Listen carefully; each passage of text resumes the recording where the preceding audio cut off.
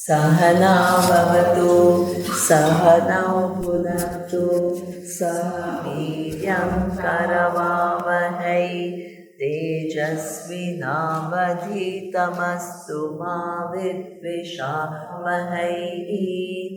Om Shanti Shanti Shanti.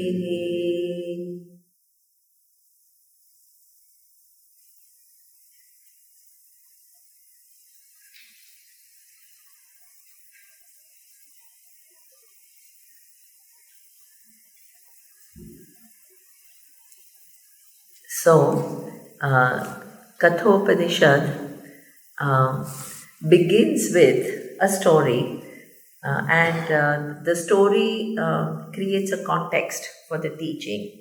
So, let's look at the first. This is just selected verses because Kathopanishad is quite long. So, for 10 days, I have selected a few verses which pretty much covers the whole vision of Upanishad. So, it's the latest one that Sander sent you. That is the text that you have to use. So let's start. Om Ushan Havai Vajashravasah Sarva Vedasam Dadau Tasya Ha Nachiketa Nama Putra Asa.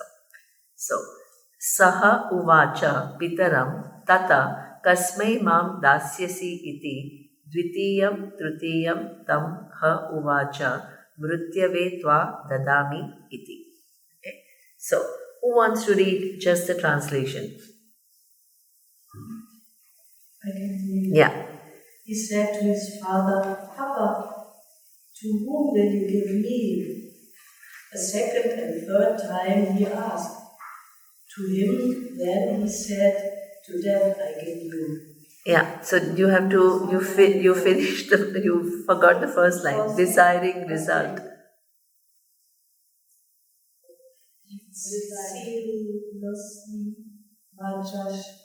No, the English, desiring result, Vajashravasa gave away.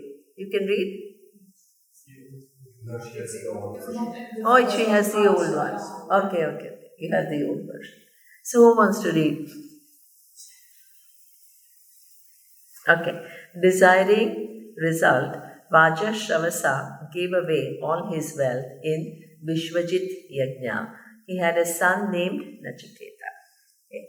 So, what the Upanishad opens with a person called Vajashravas, and what he was doing is Vishwajit Yajna, and part of that Yajna, Vishwajit means you win over the whole Vishwa, means you become an emperor. So there are a lot of kingdoms, and when you win over all the kingdoms, you become an emperor, right? You are now not just ruling one kingdom, but you are head of many, right? So, as if you want to get a lot, what do you need to do? You have to give a lot, right? This is Vedic calculation. If we think that we get a lot by hoarding a lot, according to the Vedas, you give a lot, then what happens is you create the causes for receiving a lot. So it is something which is a completely different calculation, right? So now here, this kind of a yajna, which is Vishwajit yajna, so what we do need to do is little bit understand how the Vedas work, right? So Vedas have two parts. One is called Karma Kanda and the other is Jnana Kanda. So all these rituals like Vishwajit Yajna and all, where do they belong? Karma Kanda. Great. So the Vedas, which are four, which are the four Vedas? Yajurveda, Samaveda, Rigveda,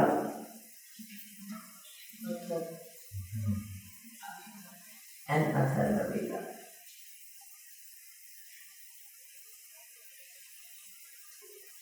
And each Veda is divided into two parts. One is Karma Kanda You want maybe you can use blue or And the other is, just 1 minute, huh? Yeah. Jnana Kanda. Have to use the blue Because one. this is difficult You to can't see. see. Yeah. And what does Karma Kanda do? Like here, right, in the first line, Vajashravas, the father, was doing a yajna. So what does Karma Kanda? What is the subject matter of Karma Kanda and what is the subject matter of Jnana Kanda? What is the subject matter of Karma Kanda? What does it? Pictures. So, Rituals. yeah, good. Right way of living. Sorry? Right way of living. Yeah, good. Excellent. Right? So, what it means is the whole Veda is considered to be a pramana.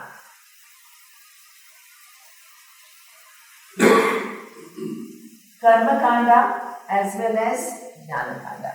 What is the meaning of pramana? That it has to give you some information which is not available to you through your normal means. What does it mean? It's not available through your perception and use of logic. If it was giving you knowledge which you yourself can arrive at, Vedas would become redundant. They don't have any real value added because you can already figure it out and they are just reiterating or they are just saying same thing which you yourself can figure out. It loses its value. So, we don't say Vedas are scientific. It sounds like a praise that we are praising Vedas, that they are very scientific. What is the problem with the sentence, Vedas are scientific? Scientific depends on things we can see and objectify. Excellent, right? The whole science of it has to give you knowledge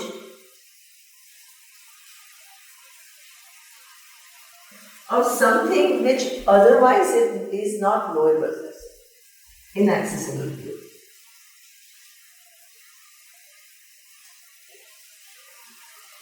Not only now, but also in the future.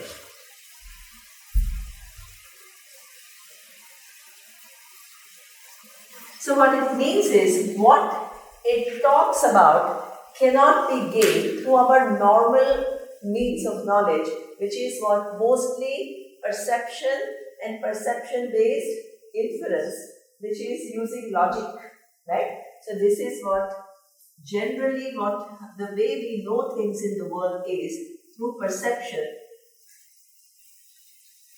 So in Sanskrit it is called pratyaksha.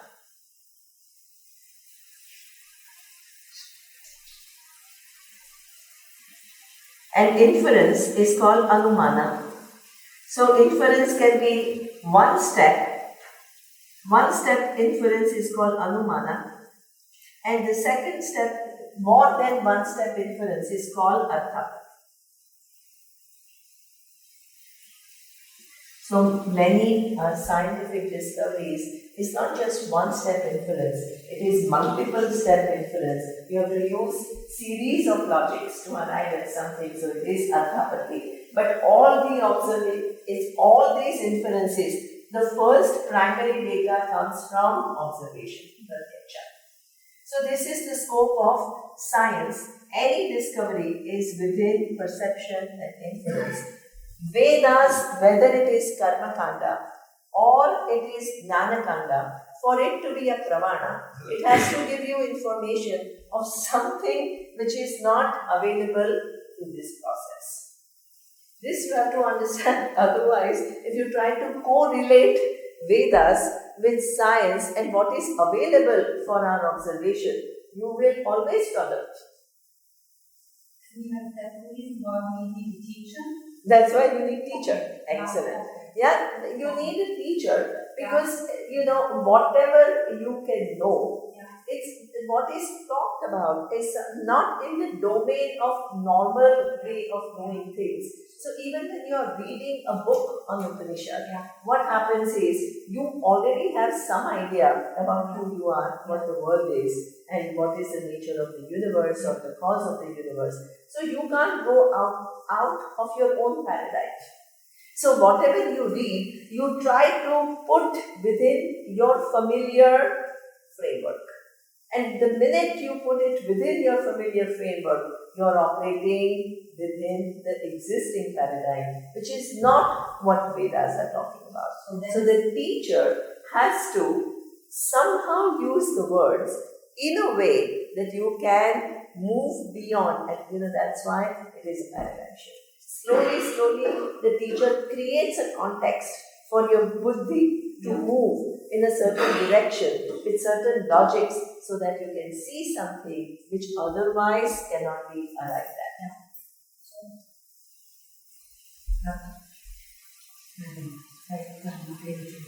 So otherwise you don't have development. Yeah. Okay. Yeah. So So what only does with it words, mean? but you don't have development. Yeah. So that means you don't create the right meanings. Now, the subject matter of Karma Kanda, as Otto said, what it talks about your conduct, daily conduct. Then somebody else said something. What is the subject matter of Karma Kanda? What does it mean? From this Upanishad, what do you see? Gives you knowledge of rituals. What else? Prayers. Sorry? Prayers. Prayers.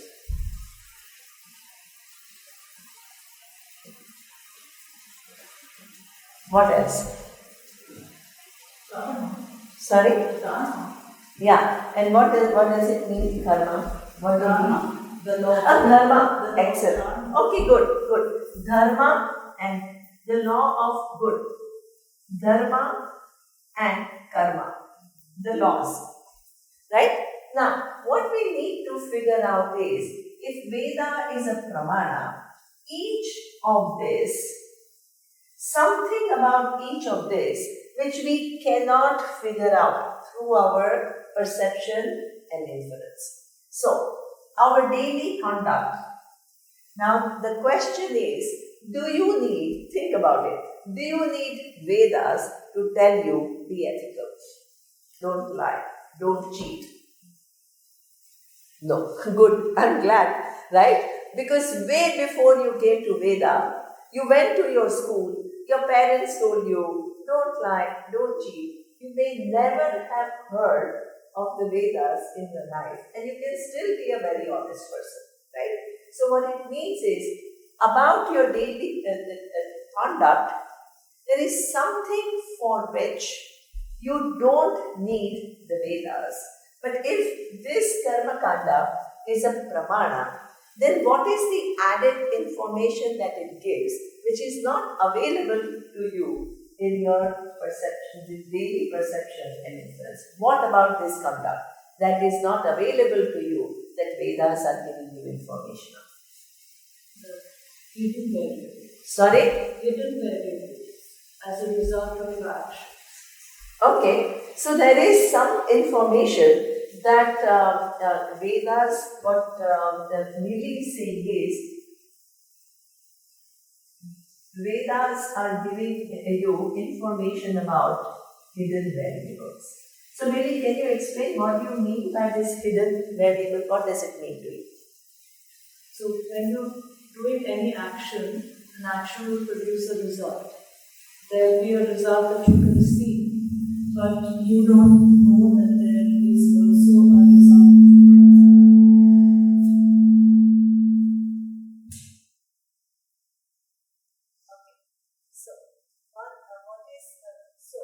What Mili is saying is that we all have some idea as to what we want to accomplish, and we also have some idea as to which action that we have to perform to accomplish a given result.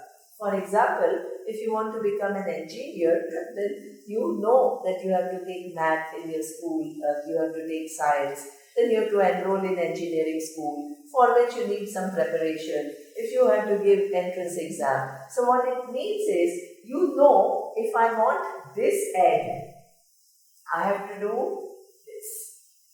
Right? It's not like you need to run to Veda. I want to become a doctor, what should I do? right? Or you have to run to Veda that I want to, become an artist. What should I do? You know it already. But there is something that Vedas talk about, which sometimes what happens is you have a given goal and you work really hard to achieve it. But when the result comes, you are surprised.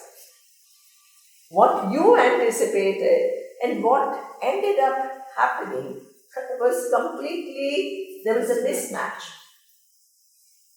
So now it totally throws you off the balance because you don't understand what went wrong. Do you understand? Because you had something else in mind and what ended up happening was something quite different. And give it up.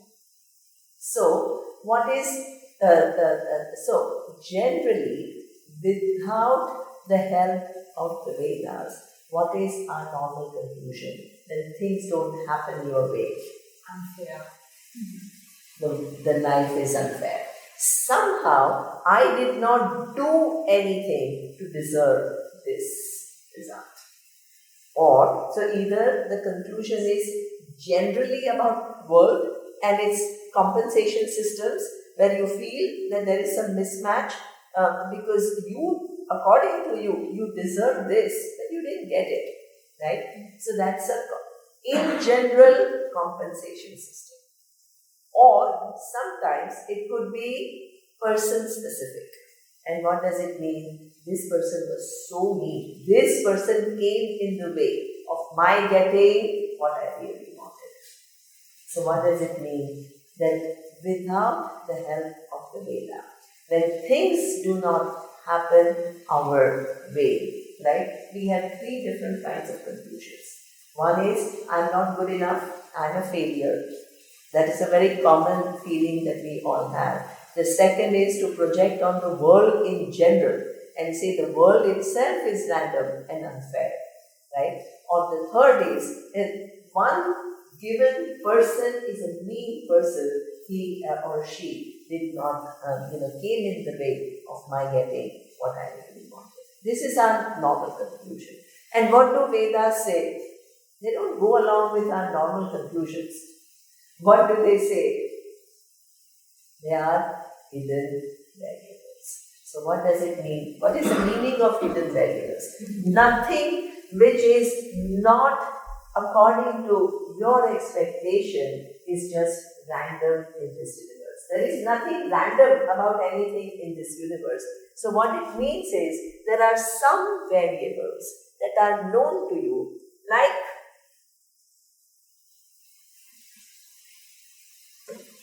if I want to, suppose you were coming from Germany to Manjukudi, did you have to go consult Vedas? How do I go from Germany to Manjukudi? No, you know it. What? You have to book flight tickets, you have to book taxi from Chennai airport to Pondicherry, then you have to book yet another taxi from Pondicherry to Manjukudi, then you have to book hotels. All this is something which is known to you. But what may not be known to you is, suppose, a few days ago, Millie asked, how's the weather? Suddenly there is a cyclone. And you have a flight. And everything you have planned. But now you can't take the flight. This is not something that you can sit and anticipate. You can, in your planning, you can say, suppose I'm not able to take this flight, then I will do this, but you don't know whether you will or you will not. So this is what we call hidden variables. Something comes. Either it helps, right? Like somebody said that you were planning to rent a local car and somebody said, we are going to upgrade you and we are going to give you Innova. Surprise! You didn't know that. You had booked for a local car, Maruti, and what you end up with is Innova. There is always a surprise, and that surprise is a pleasant surprise. So what? Everything is not 100% mechanical, that whatever the causes you put in, according to you get exactly as you expected. Sometimes things are more, sometimes things are equal, sometimes things are quite opposite. And what is causing things to happen which are not exactly as you had expected? There is nothing random about it. There are hidden variables. What is hidden variable? From your standpoint, it's a suspense. It's not known to you. From your standpoint, it is hidden because you don't know. But from the standpoint of the universe, is it hidden? No, it's not. So what does it mean? The universe itself is working based on causes and effects.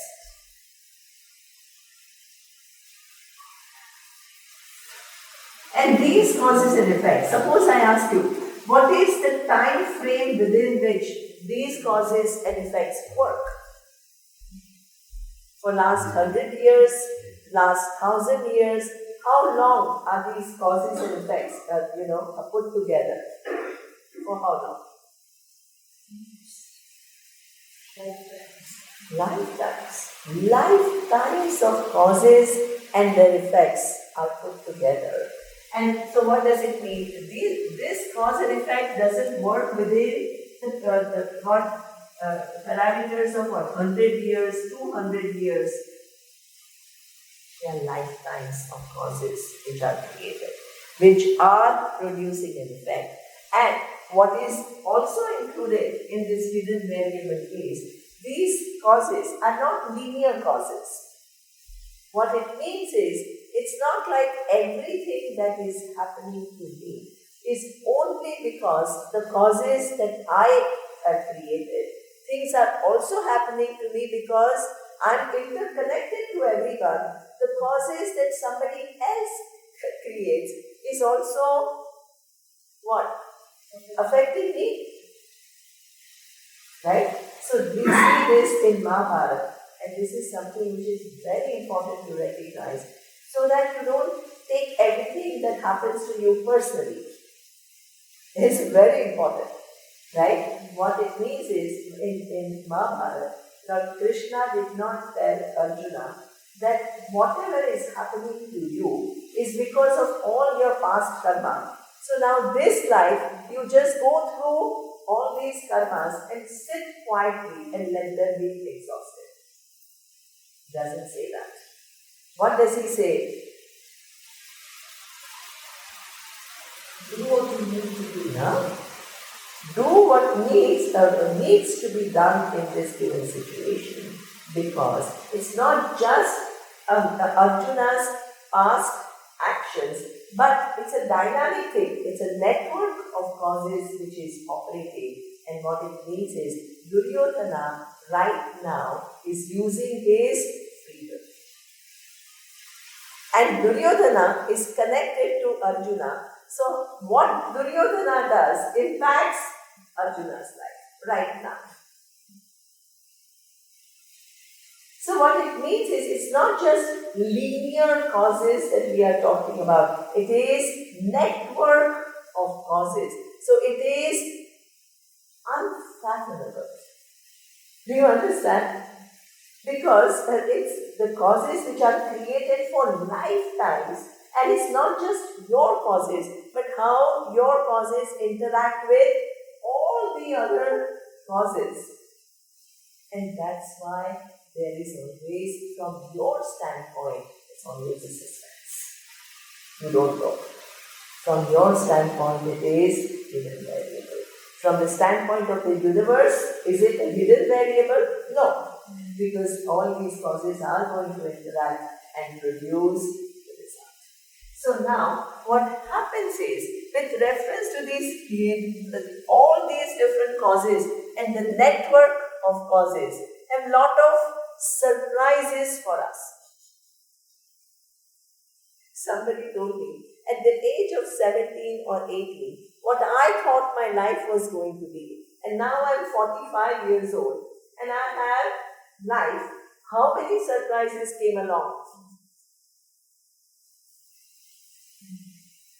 So many things which I did not anticipate.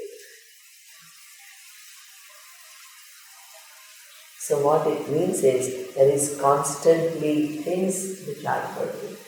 Then, with reference to those hidden variables which create surprises for me, what can I do if I now understand? Look at this. Nothing is random in the universe. Everything is operating within the cause and effect. Now, what can I do now? I cannot control this whole network of causes. But what can I do within my capacity right now? Sorry? I can add another value. Excellent. Right? I can add another cause which will, in addition to all the efforts that I make, I can add one more variable in my favor. And what is that adding of one more variable going to do for me? I have added a cause. It cannot have no effect. So that means I have added a cause in my favor. How? With reference to hidden variables, not with reference to known variables. How have I added? So Vedas themselves say in form of prayers and rituals, which I don't know, right? I do not know how does putting ghee in fire and chanting some mantras going to give me promotion. There is no connection. If you try to look for connection, what will happen? You'll go crazy. Because there is no connection. That's why it is unknown to us. Do you understand? Please understand, something which is by nature unknown to us, and you try to prove the connection between adding the fire, ghee to the fire and getting a promotion. Logically, you cannot find that connection. Through perception and inference, you cannot find that connection. But what do Vedas say? How do they connect these rituals and prayers to your getting promotion? Or in his case, Vishwajit Yajna, he wanted to be an emperor. What will they do? How do they work? How do prayers and rituals work? So he has done whatever he could do within his own capacity, right, to be a good king. But in addition to that, when you do this ritual, who are you addressing? This cause and effect, which puts together the knowledge and power, which puts together all the causes of the past and present and takes care of all the network of causes. So through this prayer and ritual, what have you invoked? Knowledge and all knowledge and all power, which in Sanskrit we call Sarvajnaha Sarvashaktiman Ishvara.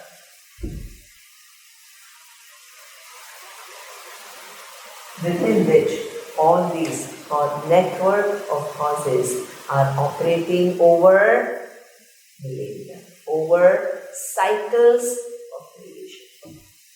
And to this cause and effect, when I perform this ritual, what do? Every ritual is an action. So it starts with a sankalpa. What is sankalpa? You need to direct that, because this is not really it's not like you want to be a scientist and you decide to take math in your school. It's not that kind of a cause. So here, when you do these mantras and rituals, you have to have a sankalpa which directs this cause towards a given end.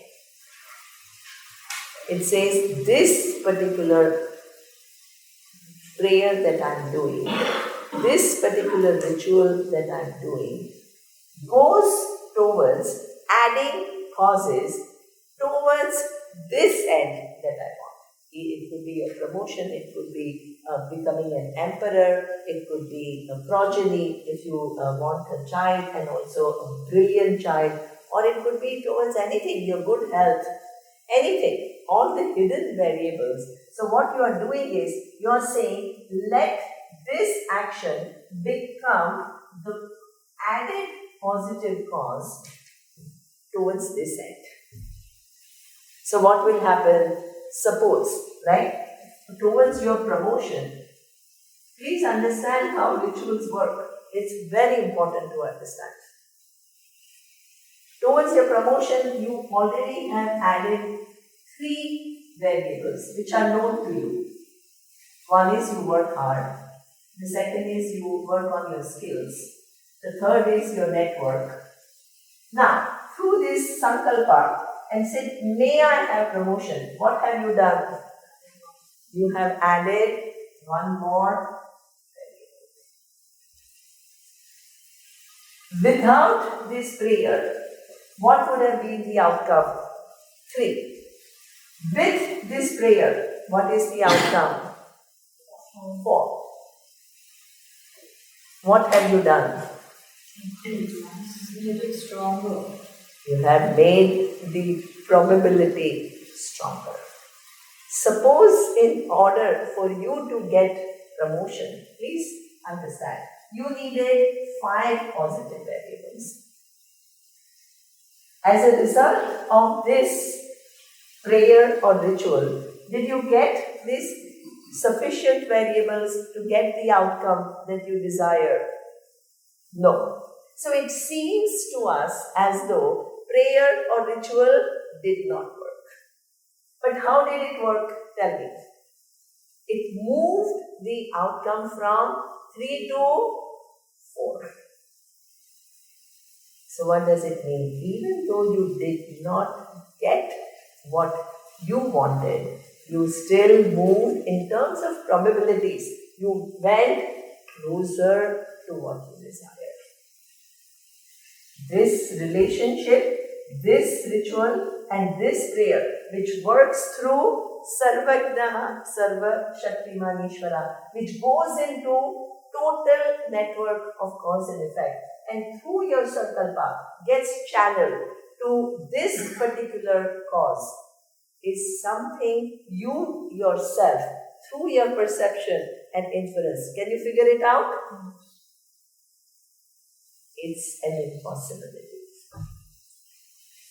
You understand why Vedas are pramana? Yes.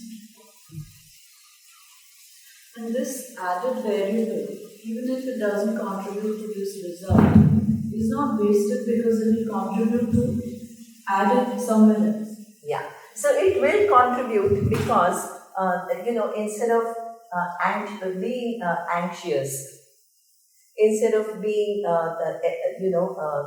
wishing somebody else bad or trying to run that other person down so that you can get your promotion, you have refrained from worries, you have refrained from sleepless nights, you have refrained from this tendency to manipulate things, and what you have done is directly gone to the cause and effect, and you have created a very healthy cause, not these undermining causes. There is a compensation for that. Because now, what are you doing? Your thought processes, the buddhi has a way to create shortcuts to get what you want. You have refrained from it.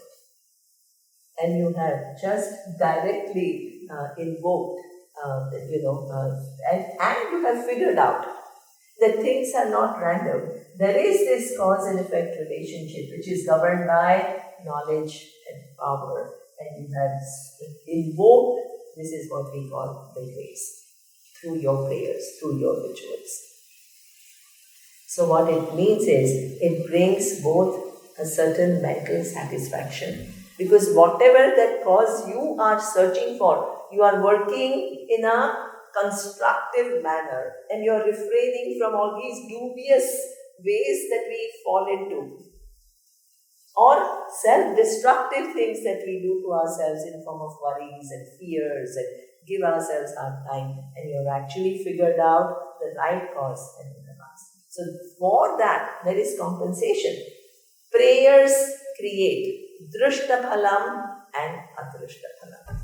Drushtaphalam is a certain satisfaction that towards this goal, I am making some constructive efforts and not destructive efforts. That is the first thing. And the second is, through figuring out that I have to intervene here, it needs to be intelligent. You need to be intelligent to figure out that, hey, I can't, just manipulating here is not going to help.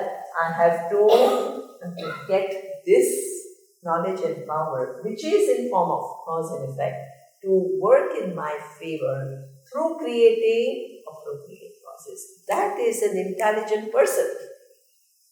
So there is a Adrushtaphalam for that. Right? Yeah, it comes into my mind, if you get promotion via this way, it's a clean process. You're clean and the process Please is, use the mic. it's a clean process, you're clean and the process is finished.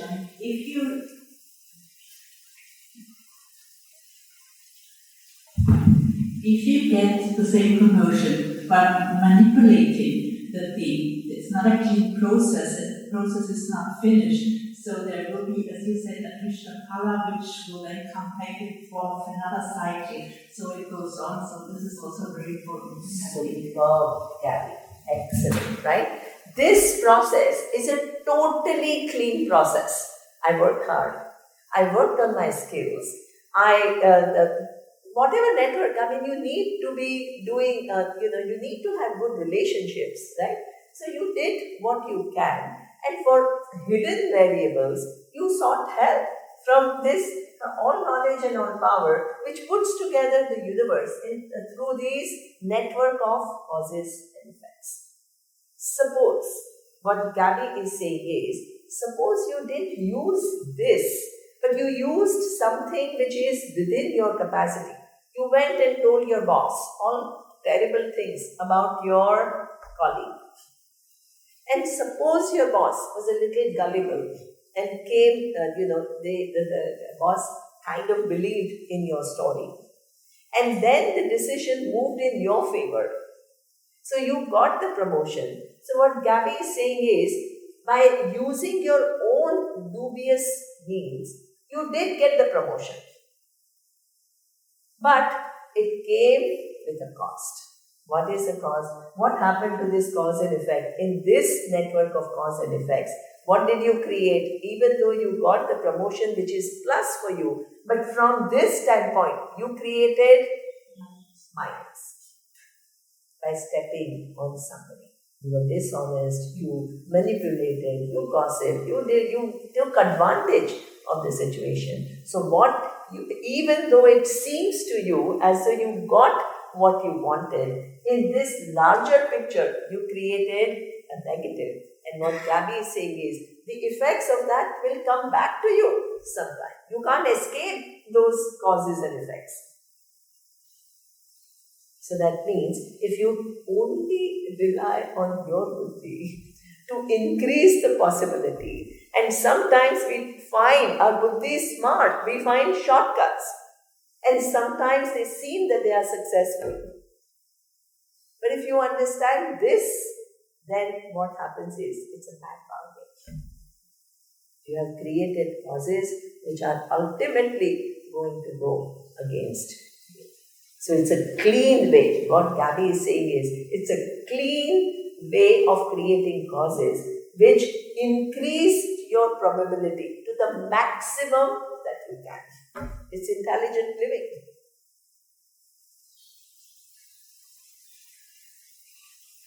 It's amazing. The Vedas, they help us all the way in things that we cannot figure out. Surya. See, we can enrich our graph here, where you have put 1 plus 1 plus 1. This is the immediate action that you're putting invisible. Then there is this plus 1, which is the prayer. To this you can add the result of this dubious means, which will come also maybe on this action and lower down your probability at the same time, right? So it will do a -1 or -2, we don't know. Yeah, so it works. Not only this is this +1 which is moving towards here, but here also there is some plus added, and that will again bring some favorable result. So this is why this relationship through the Ishvara and creating causes, through the network of causes, we have no access. Vedas tell us that. So you come to understand. So you understand Ishvara, you need the Vedas as a pramana, right?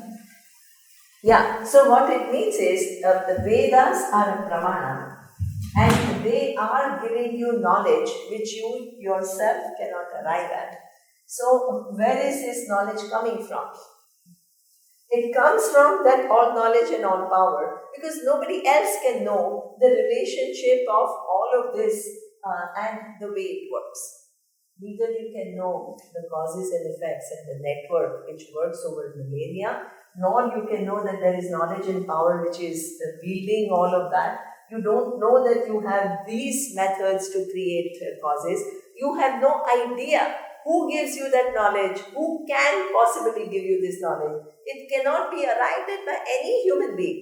So who gives you this knowledge? This, do you understand? Knowledge and power which is which is governing the universe through these causes and effects.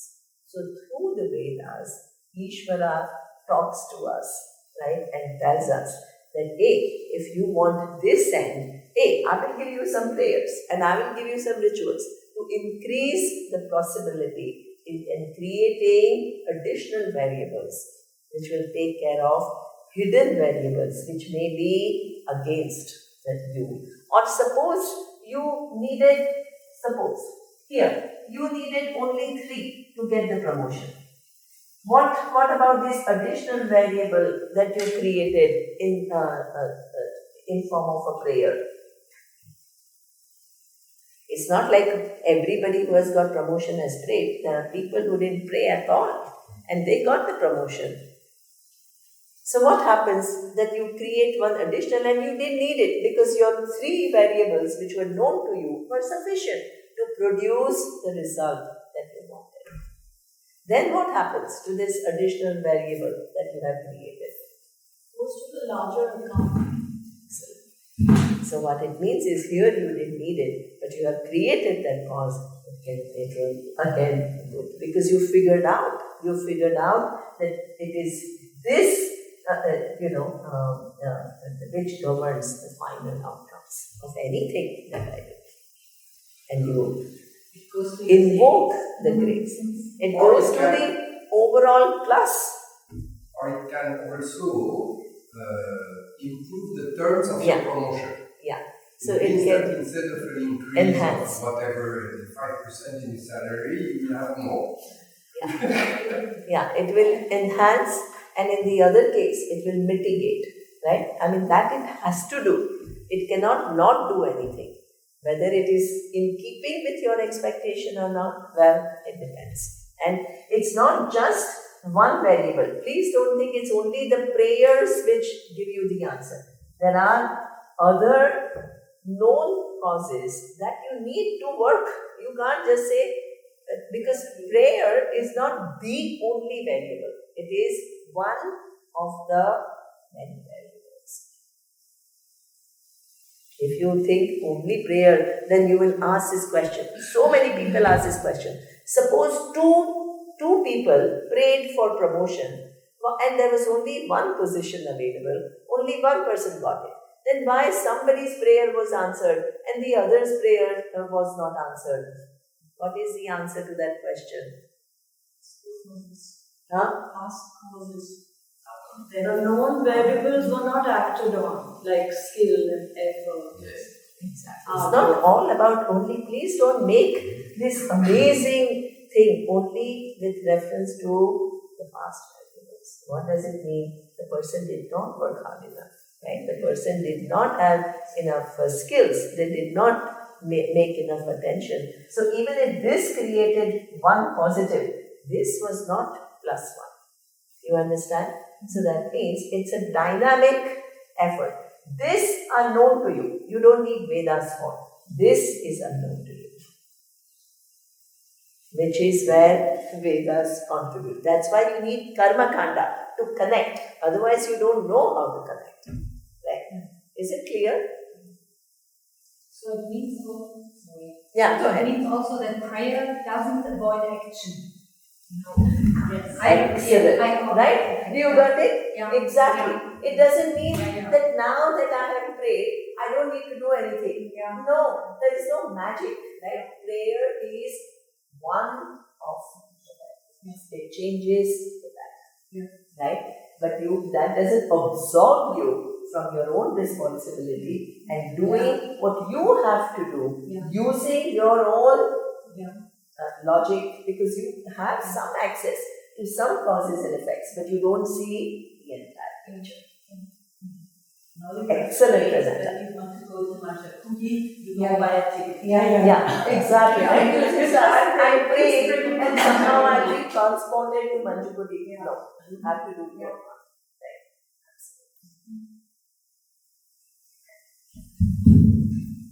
Is it correct thinking when we say that even a highly qualified person in this case put a lot of effort in, also did the prayer, and Vishwara is not delivering the result of the promotion, that it's because it's not in the needs of the total? So that's why you don't know how the total is working, because the time period within which it works. See, what is in your mind is last 5 years that you are working with the company, right? And within that 5 years, you have what is really known to you is maybe 20% of the real picture. So, but when the knowledge and power gives you the result, it has not only the present, but also the past, but not only your past, the whole network of past. So, the whole calculation, it is like, suppose you are in, if you are an IT specialist, the algorithms, they talk about algorithms.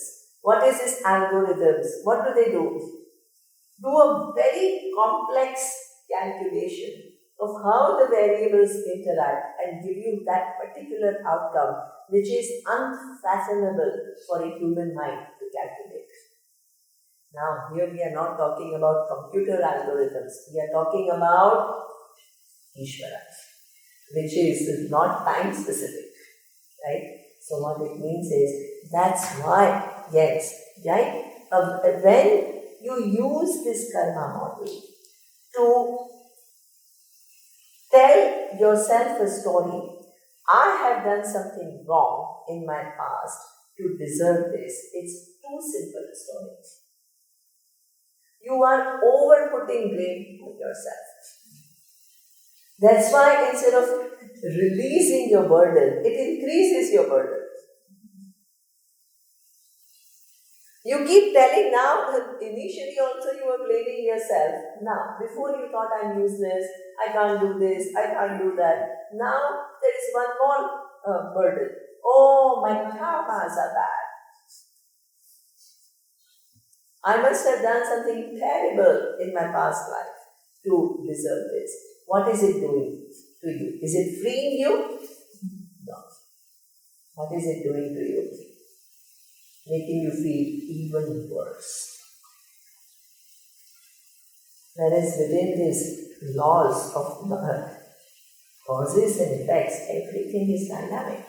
And what is very empowering is, you change the nature of your cause today, you are changing the dynamics. You are taking your life in your hand by adding desirable variables, rather than blaming yourself for the past variables, which you don't even know, because you don't know the whole network, how it has worked. It's not linear. That's why it's very free. It is very free because you can, from today onwards, if you understand this, what will you do? You will use the causes like exactly what Gabby said. Yes, I can go and gossip and I can manipulate and I can say bad things about my colleague and even get the promotion.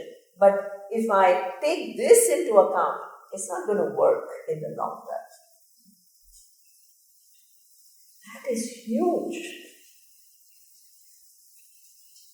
Ultimately, it will come back to me, and there is no escape.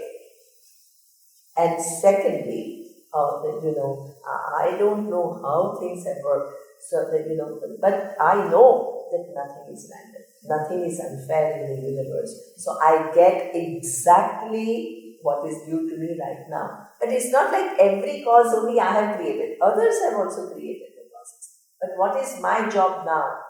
Not to get not to get distracted by all enormity of everything. Just focus on what is to be done by me. How I can keep putting positive variables and change the course of my life. That is amazing way to live. Keep focused on this situation, what is required for me. And if you keep doing what needs to be done, you break all the past patterns. That is the power. And when you feel powerless, you pray. You pray and ask for clarity in thinking, clarity in assessing things, discriminating capacity, discerning capacity. So you don't keep yielding to your pressures. It's very important.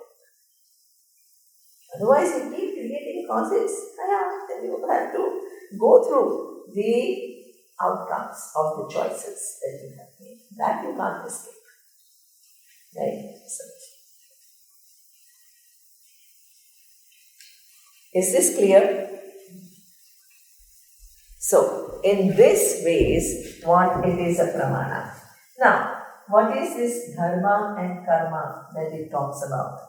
What is this dharma and karma? That you cannot know.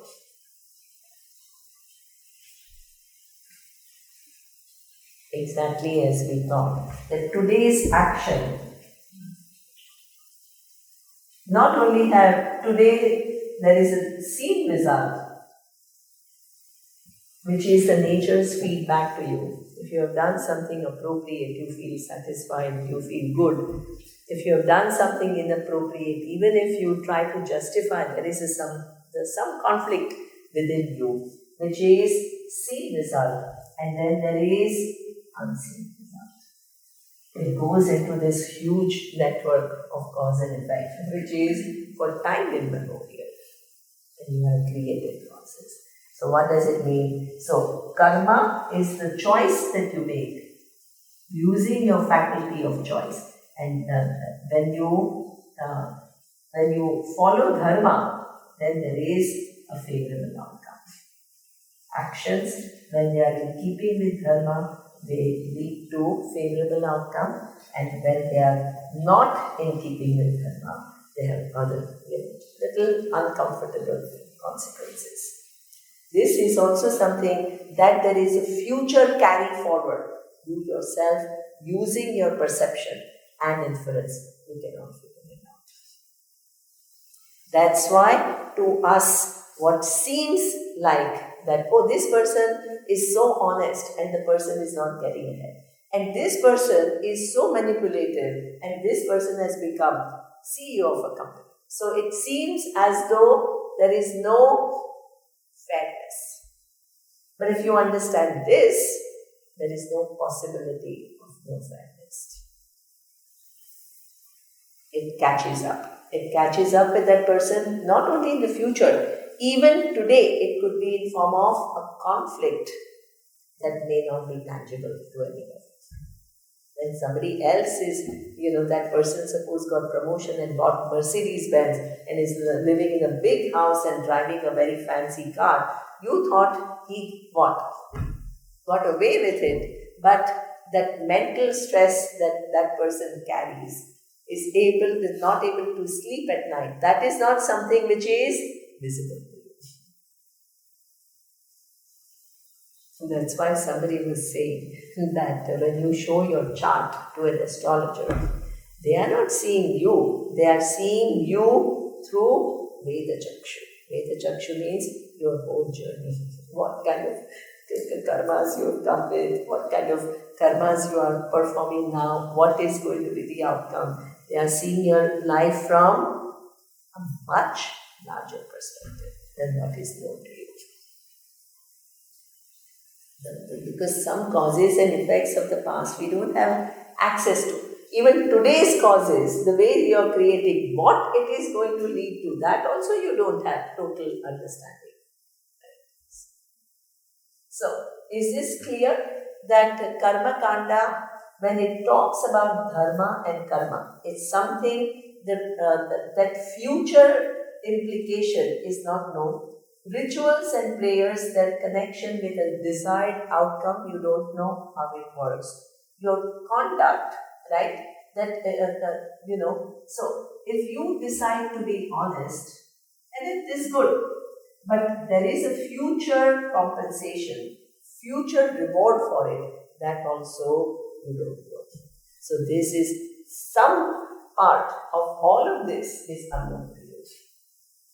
That's where the value added of the Vedas is. Is it clear? Yeah. So, if you want to summarize what the Karma Kanda section of Vedas, what does it do for you? When the end is known to you, what is the end which is known to you? That I want a child, or I want a promotion, or I want to become an emperor. End is known. It gives you unknown means. What are the unknown means to you? Rituals and prayers. You have other known means which you have to do, like Renata said. You have known means which you have to collapse. But this means is unknown, and it is giving you unknown means for known ends. Is it clear? What other combinations are possible? Can you come up with the other combinations?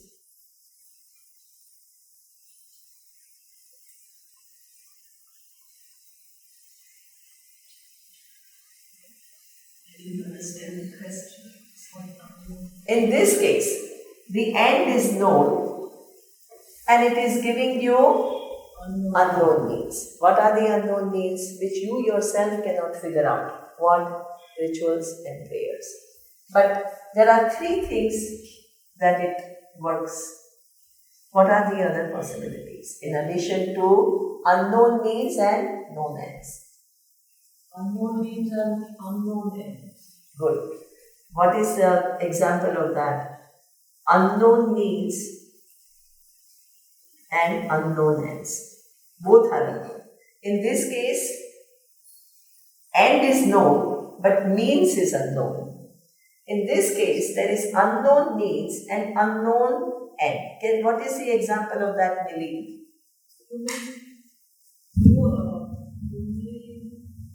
Do a ritual, and the result that may come to you may fructify at any other point. You don't know the result of that. Even if you have a sankalpa. So here it tells you, right? The Vedas, you may not know. What is Veda is a pramana, tells you. What is the pramana? Here you know what is the end, and what Vedas tell you is the unknown. So since it's a pramana, something about it has to be unknown. What is the example of unknown means and unknown end? You don't know unknown end, that there is Pitraloka, that there is rebirth. You can't come to know with your perception and inference.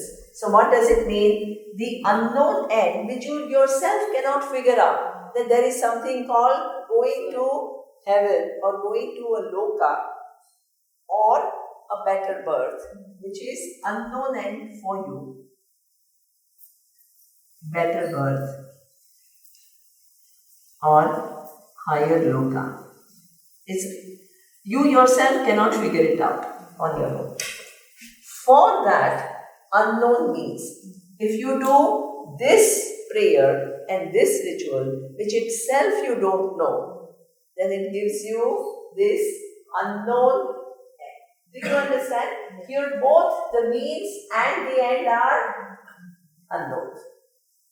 So, what is this ritual or prayer?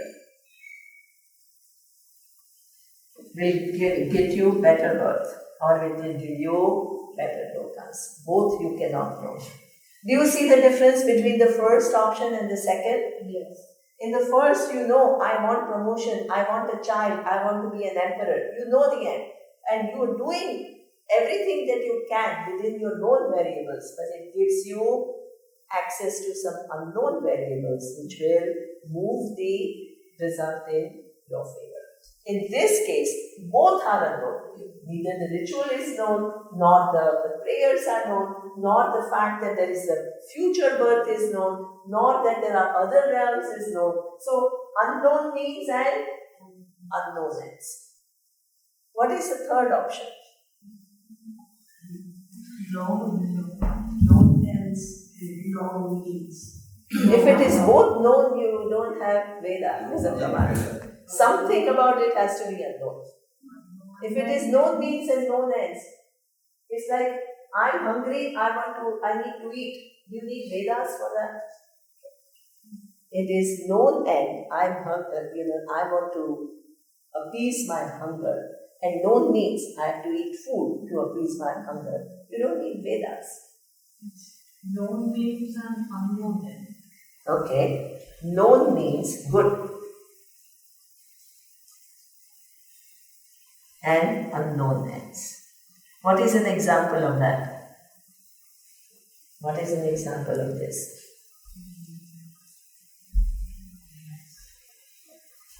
Known means and unknown ends.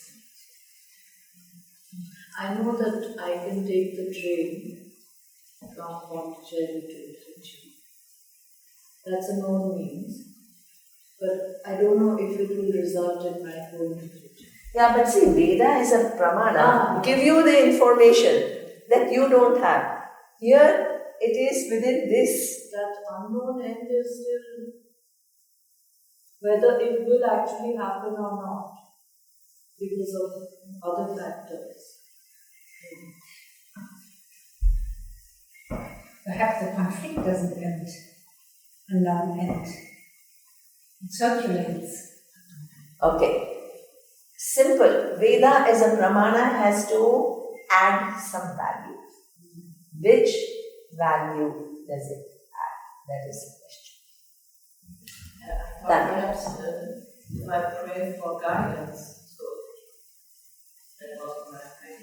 If I don't know what's the end, what comes next, but I know I can pray for this guidance. Okay. Simple example of known means is without the help of the Vedas, I decided to be an honest person. I decided to be an honest person. So that is known means which I employed. I decided not to lie. I decided not to hurt anybody. It is my decision, right? I didn't need Vedas, you just can figure it out yourself. So this is a known means. I tried to be honest.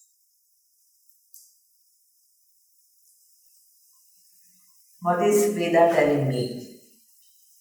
This honesty not only will lead to some kind of a conflict-free mind, it will create understanding. It will fructify sometime in the future. It will create situations in your favor. That you did not know. So it is known means unknown end. Today's action of what I am doing today, right? So for example, today I am sharing this knowledge with 12 people. So I think it's good. I'm doing this because I love teaching and, whatever. But unknown end, in the sense that what it could lead to in 100 years from now, do I have any access? I have no idea. The causes, the way they will interact, and what all it will lead to. So what does it mean? It tells me what, it doesn't tell me exactly what is going to happen. What does it tell? That these causes that you create, they don't just give the result, they carry forward. That you don't know. You have no way of knowing. It carries forward within these causes and effect. So what does it mean?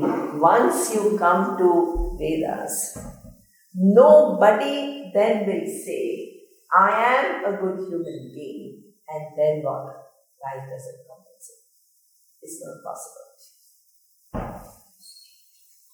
This goes away for you. There is some drishta and there is some adrishta. Something carries forward in the future. And who carries it forward? Not you. It happens within these larger causes and effects.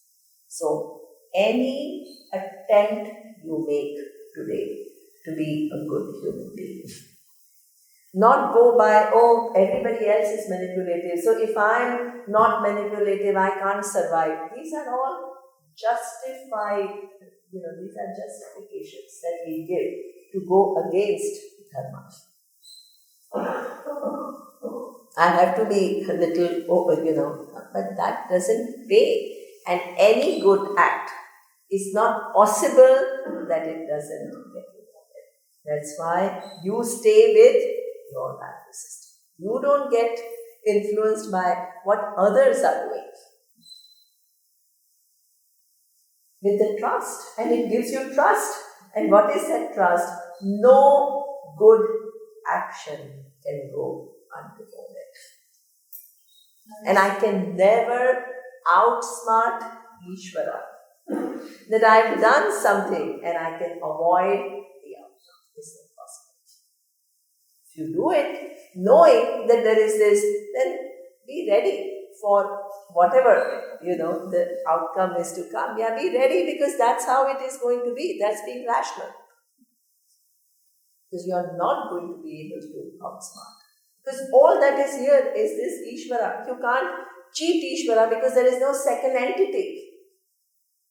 It's not you has to, I used to think as a child. This child who is a little warped. So I used to think, I'm sitting in one room and I'm nursing hatred towards X person who I thought, my school friend who she was mean to me, she said things which were not nice. So I'm nursing hatred towards her. She's horrible, she's awful and all, right? And I said, but how will Ishvara is so busy running the whole universe. How will it figure out this is the thought which is going on in my mind and compensate me for that?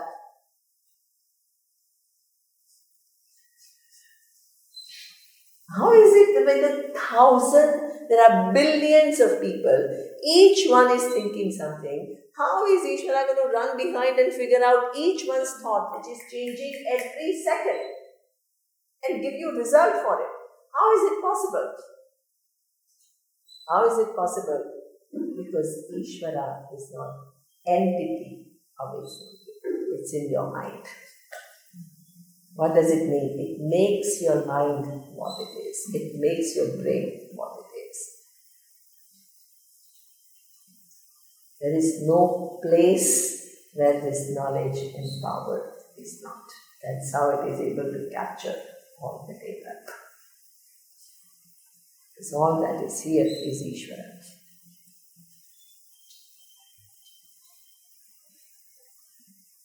Behind the curtains, running the show. This is how it is. So this is why what it gives you, known means for which unknown is. Right? This a good act of yours will make you Indra in the future. You didn't know there is a position called Indra, and you don't know that you will get that position. You don't know. So, this is how Karma Kanda works as a pramana. Is it clear? But it sometimes takes a lot of confidence because we sometimes have the tendency to rather take the short-term benefit because we are insecure not knowing the future instead of waiting this life or next life. So taking the short-term benefit is something we are used to. It's very common, right? It's very Not only short term, but immediately visible. Visible, yeah. Short-term Now visible. and What you visible, have, tangible. then nobody The can rest? take it. The rest you don't know. The rest you don't know and exactly. This is how, and the pressure, our raga dveshas create pressure, right? So, I absolutely want this, I need this, without this I'm not complete, and there is a huge pressure.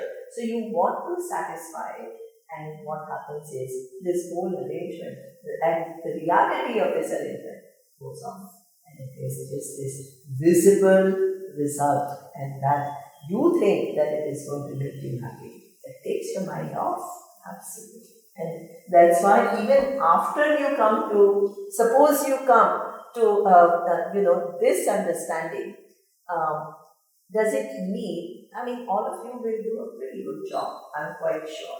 But does it mean that at no given point in time you'll be tempted?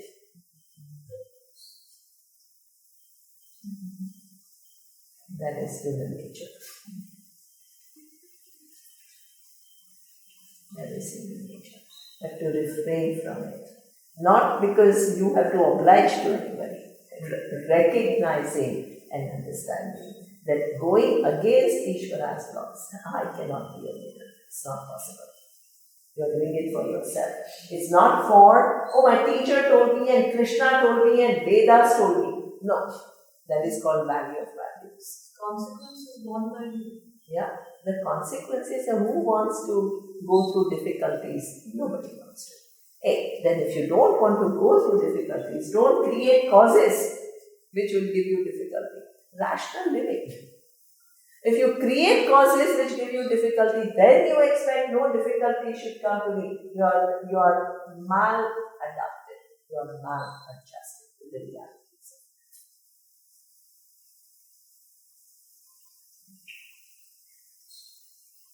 So, this is what now. All this to make you understand that what Vajrashravas was doing was what? A ritual.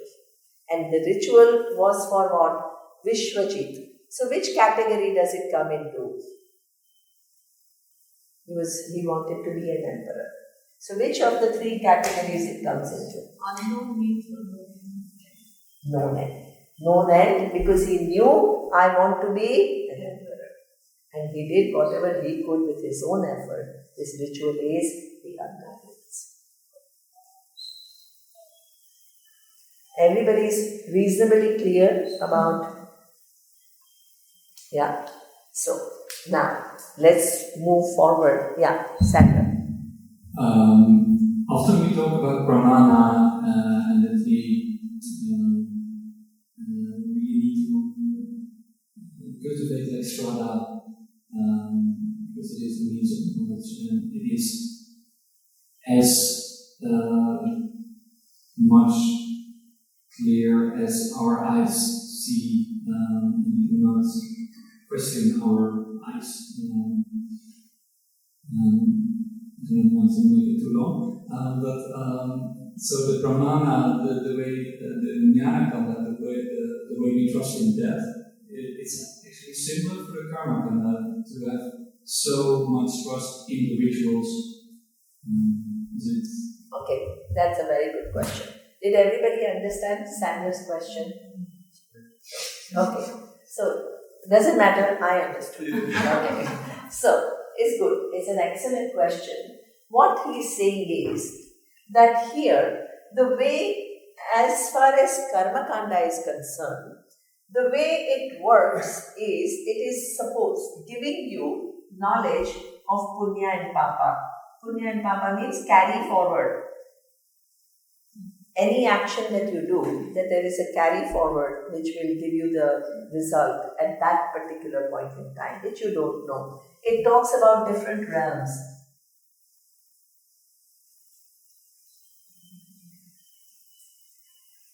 Then punyas get you to higher realms, and then where you have better bodies and you have more enjoyments. And it also gives you a better birth.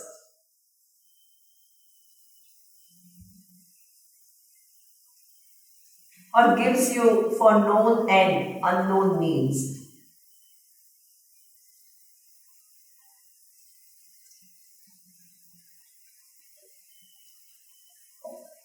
This is the value added of Karma Kanda.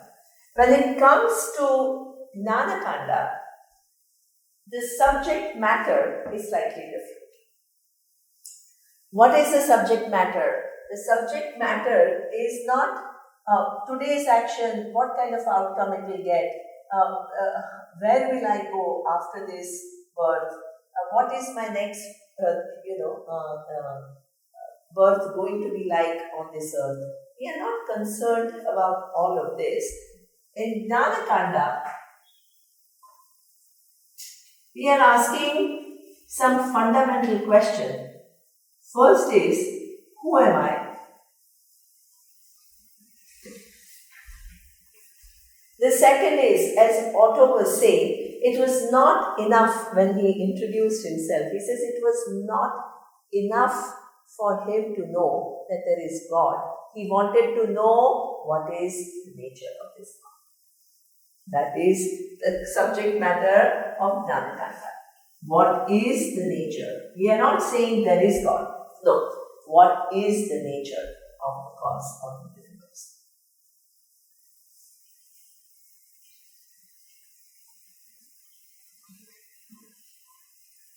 And the third is, what is this universe?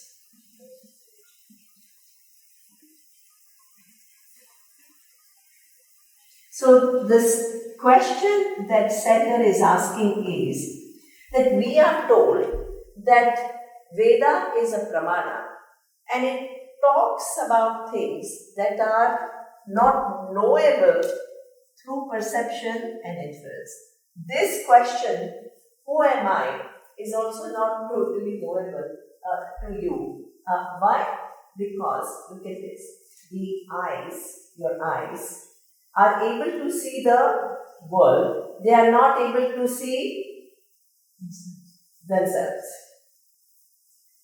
Similarly, this I am, which is self-revealing presence, in whose presence everything gets revealed to you, the whole world gets revealed to you. The different conditions of your body get revealed to you. Different conditions of your mind get revealed to you. Are you able to figure out what is its own nature?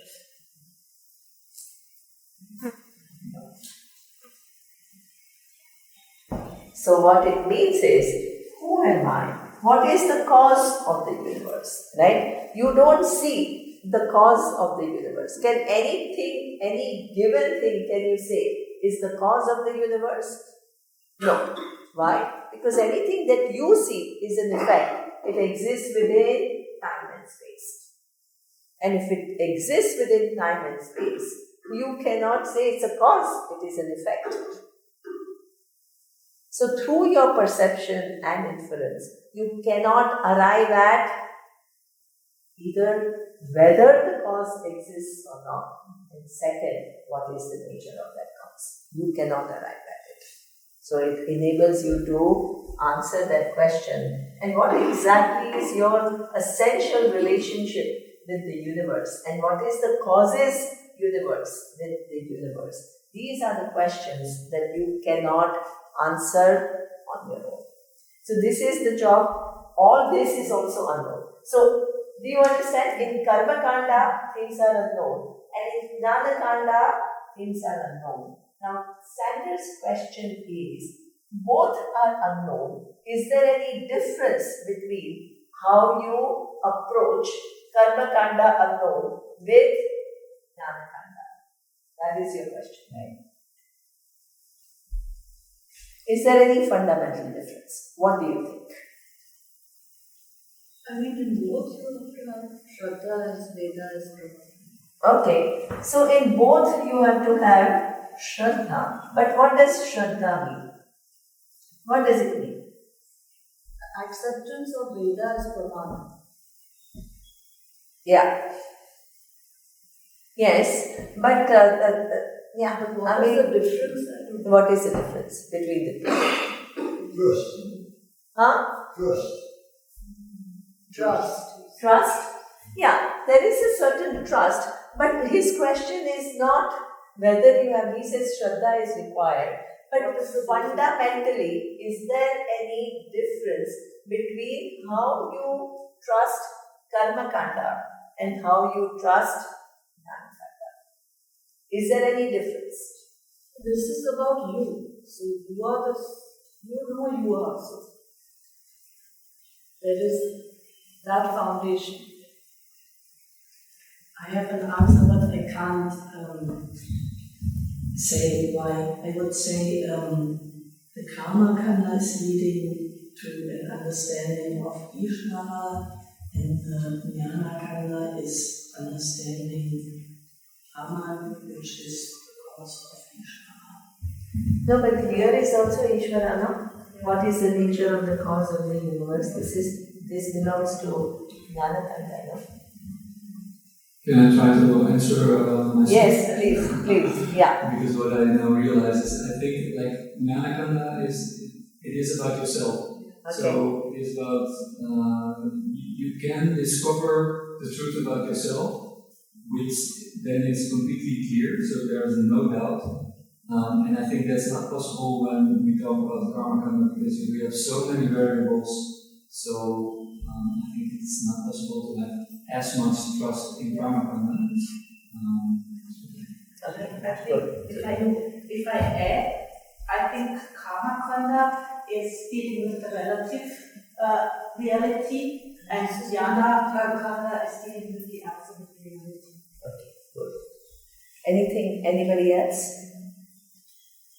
Okay. Here, please understand, when it comes to Jnana Kanda, I am. Are Vedas telling you that you exist? No. No. You exist, you know way before you came to the first Vedanta class. I am is something which is not unknown to you.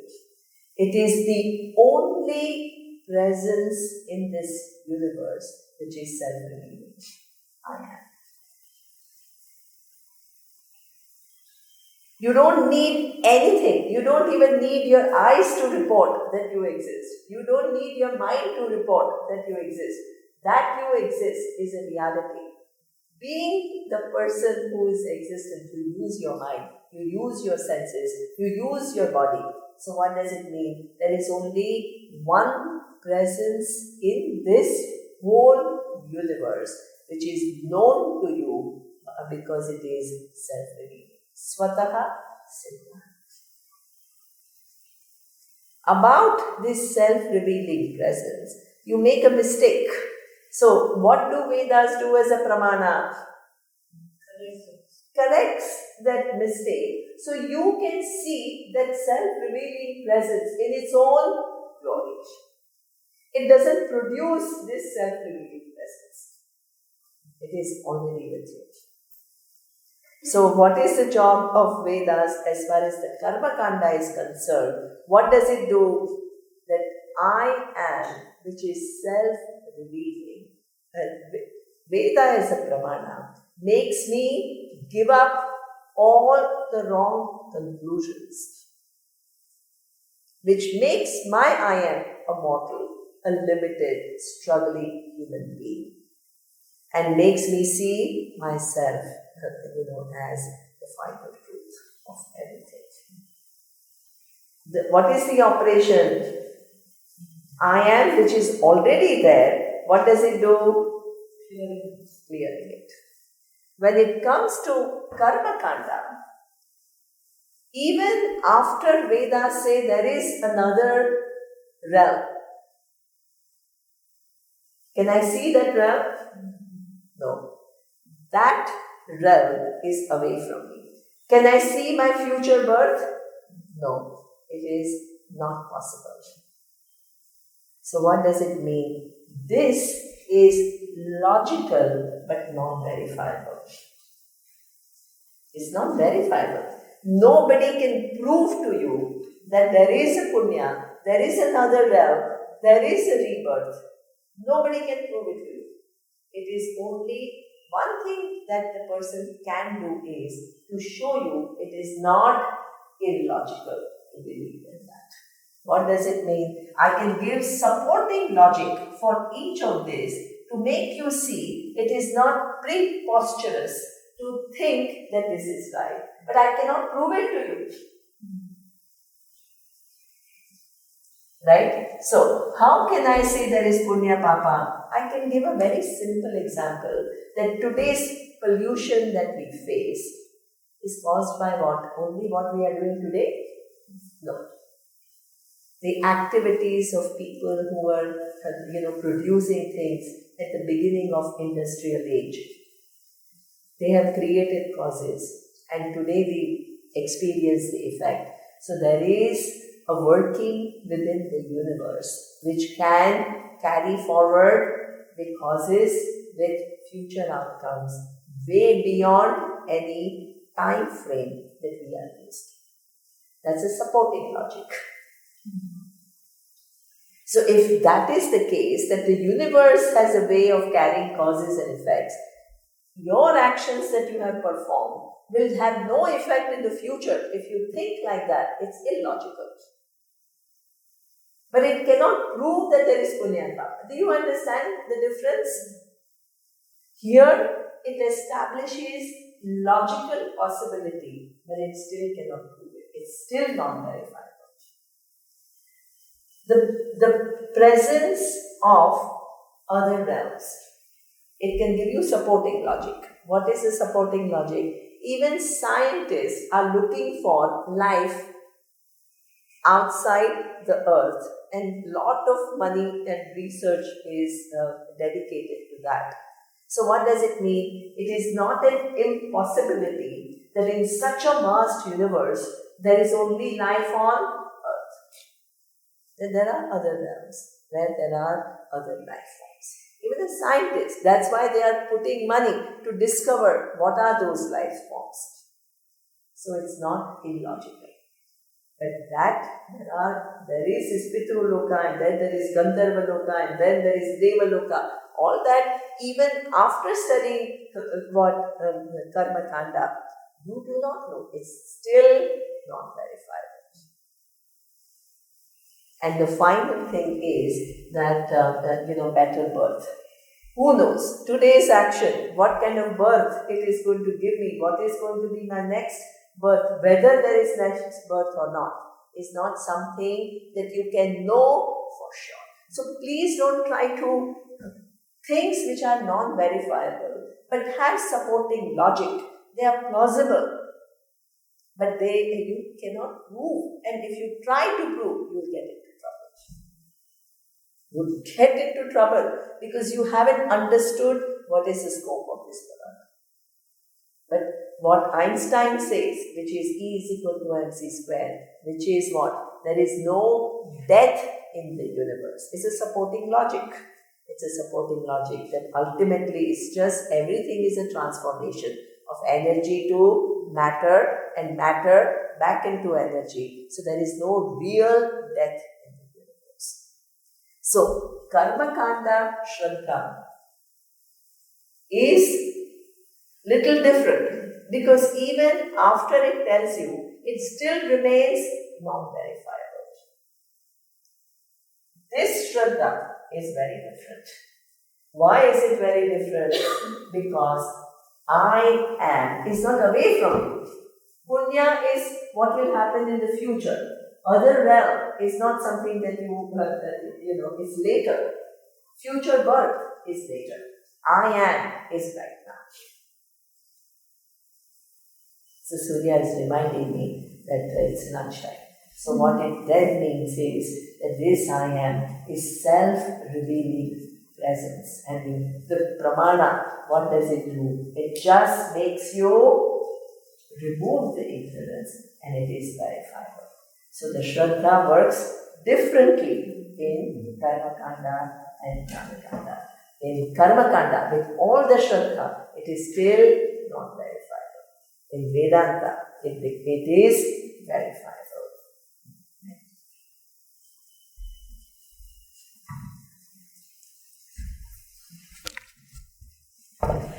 Because the subject matter is I am, it's not away from you. Om Purnamadav Purnamidam Purnat Purnamudachyate Purnasya Purnamadaya Purnamevavashishyate. Om Shanti Shanti Shanti. Om Shri Guru Pyo Namaha. Hari Om.